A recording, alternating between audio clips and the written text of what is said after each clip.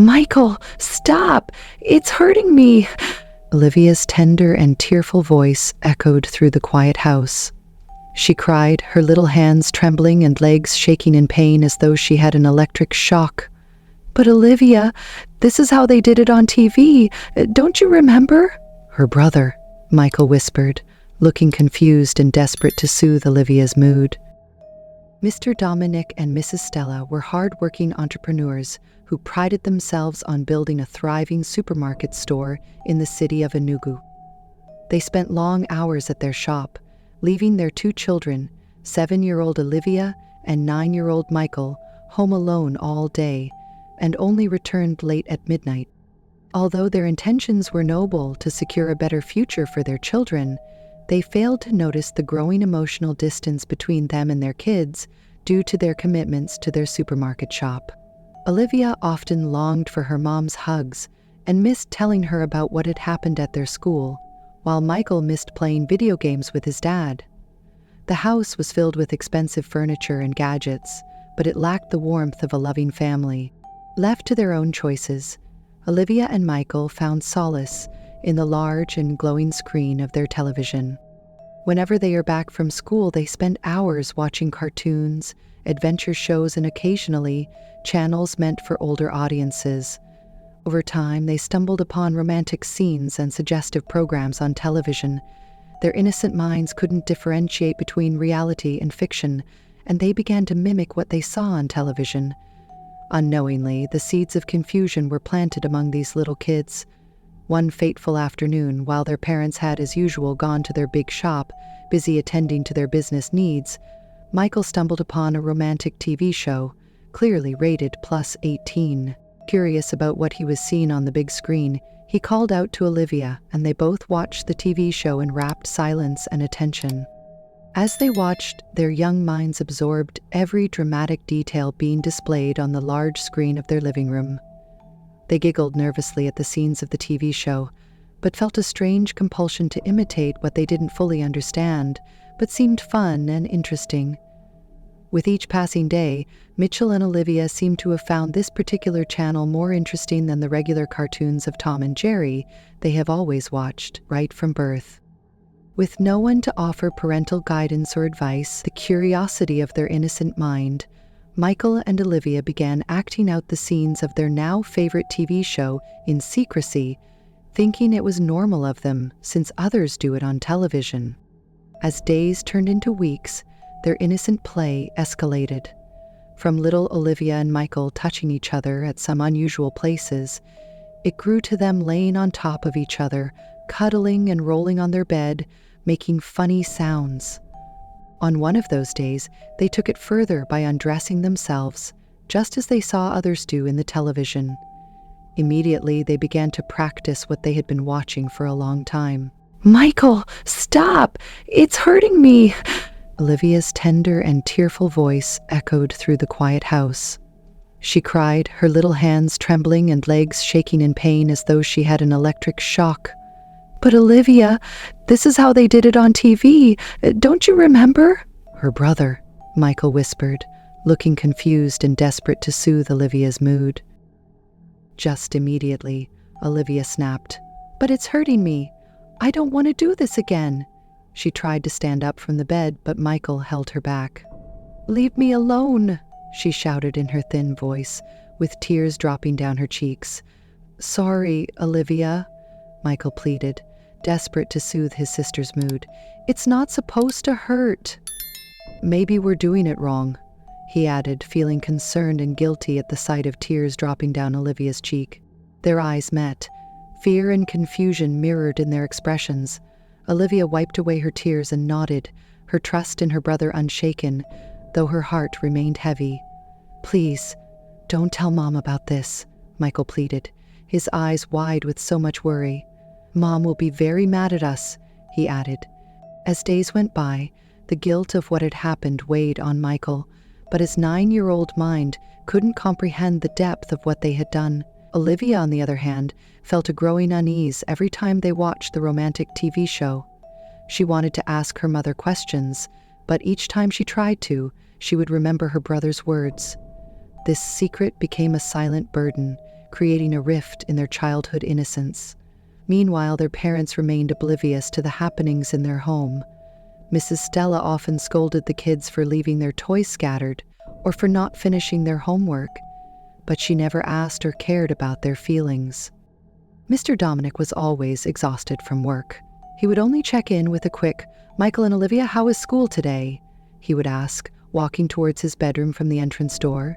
Before he would be done undressing and taking a shower to ease the day's stress, the children would already have gone to bed, sleeping. The children felt invisible, their voices and emotions drowned out and unattended due to their parents' endless pursuit of success in their business. One evening, Olivia couldn't hold back her tears anymore as she sat on the edge of her bed, hugging her favorite teddy bear. Michael approached her and questioned, "Olivia, are you okay?" he asked softly. "I don't like this, Michael. It feels wrong watching it," Olivia returned. Michael nodded. His young face was etched with regret.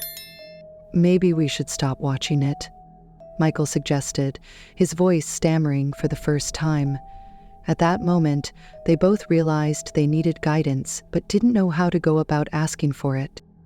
Their breaking point came when their school teacher, Miss Kate, assigned a family-themed essay as classwork. Olivia poured her heart into it, describing a home where their parents don't spend time with them or care about them, but always rush to leave for their business every morning and only return late at night. When the teacher read it, she called their parents, Mr. Dominic and Mrs. Stella, in for a meeting with her, describing how important the meeting was as regards their children's welfare. 2 days later, they managed to honor the teacher's invitation to their children's school. At Olivia's class teacher's office, they sat waiting in curiosity to hear why the teacher had summoned them. Miss Kate took her time to address both parents, the importance of spending quality time with their 2 children, and offered advice, urging that their kids need some parental guidance. Embarrassed and defensive, Mrs. Stella brushed it off as children's imagination that does not hold water, but the teacher's words lingered, insisting that Mr. Dominic and his wife, Mrs. Stella, should balance the time for their supermarket store and family time with their children. "These children need 2 of you more than anything else," Olivia's class teacher concluded. On the weekend of that same week, Mrs. Stella returned home earlier than she would always do. She was having a fever, so she resolved to come home and take some rest. At sunset that Friday evening, Olivia sluggishly approached her mother. "Mom, can you read my essay?" she asked, her voice barely above a whisper. Apparently, her class teacher, Miss Kate, had praised her so wonderfully at school for writing such a brave essay some days ago and instructed her to give the essay to her mom to read. Mrs. Stella collected the essay from her daughter and started reading with keen interest. As she read through the letters, tears streamed down her cheek. The essay wasn't just a child's fantasy, it was a cry for help. For the first time, she saw the pain in her daughter's eyes. Mrs. Stella sat on the couch of the living room late into the night, the crumpled essay clutched in her hands. Her husband returned from the shop and entered the house. Confused by her tear-streaked face, he asked, "What's wrong?" his voice tinged with concern. Stella handed him Olivia's essay without a word, and he read it silently. Each sentence hit him like a brick. The loneliness, the yearning, the unspoken pain of their children. "How did we miss this?" he whispered, guilt consuming him. The next morning, they both decided to take the day off, the first in years of running their supermarket store. Over breakfast, they surprised Olivia and Michael by joining them at the dining table. "We're spending today together," Mr. Dominic announced as they both watched the reaction of their kids. The children exchanged hesitant glances, unsure if this was real. "No work today?" Michael asked skeptically. Mrs. Stella smiled, her eyes soft with regret. "Yes, no work," she confirmed. That same day, they visited a pleasure park and had so much fun with the kids. They played board games together, rode on beautifully carved running horses, bought big ice cream and other groceries, and shared stories. For the first time, the children saw their parents laugh and relax. Olivia, curious about the sudden change but still cautious, asked her mother, "Are you doing this because of my essay?" Mrs. Stella knelt, cupping her daughter's face. Yes, and because we've been wrong.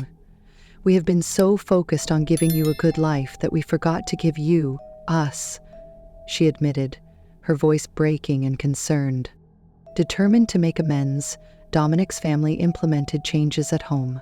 Screen time was limited, and family dinners became a sacred ritual and routine. They also introduced open conversations, encouraging the children to share anything on their minds without fear or doubts.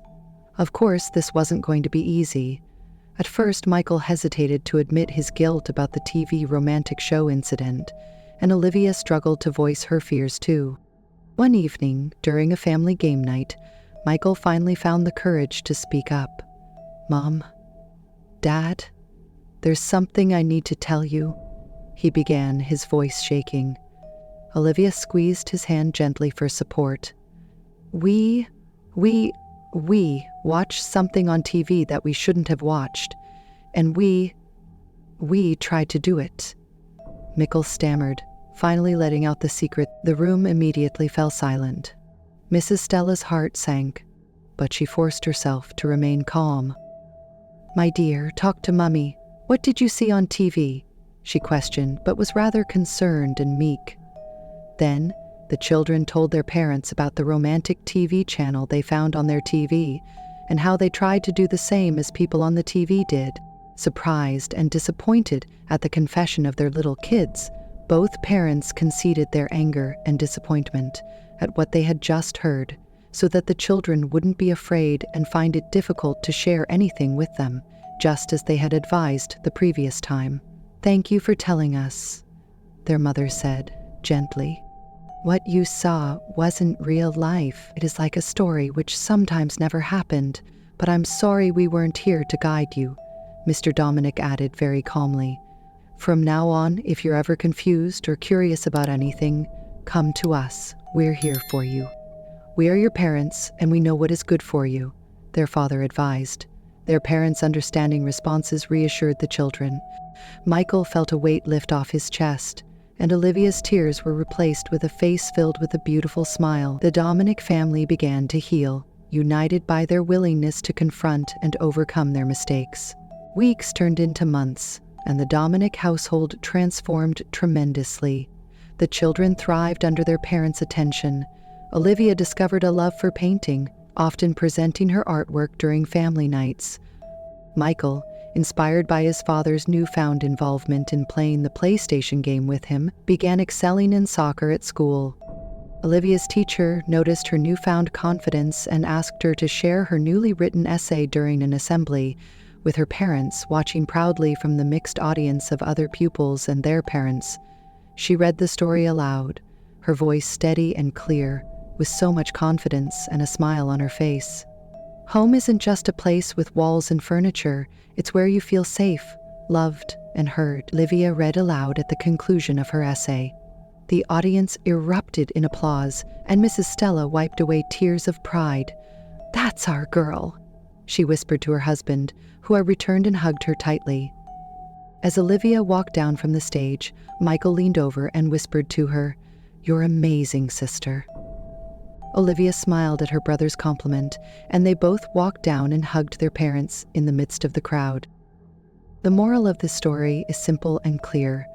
No amount of success or wealth should replace the bond of a loving family. The Dominics learned that being present, listening, and nurturing their children was the greatest gift they could ever give.